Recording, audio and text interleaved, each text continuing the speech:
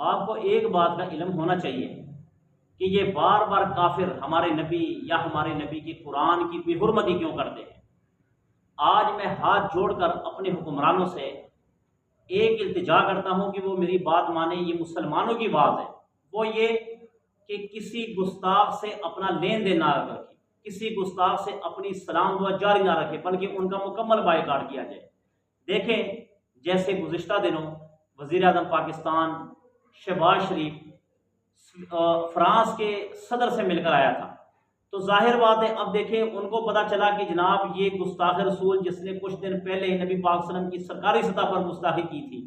آج اسلامی جمہوریہ پاکستان کا وزیر اعظم ان سے مل کر آتا ہے تو وہ ہماری کمزوری سے فائدہ اٹھاتے ہیں۔ وہ کہتے ہیں کہ یہ ان کی کمزوری ہے کیا کہ جگہ جگہ پر آپ چندہ مانگنا، جگہ جگہ پر ملک کے لیے آپ پیسے مانگنا، تو یہ ہماری مجبوری نہیں ہے، ہماری مجبوری عزت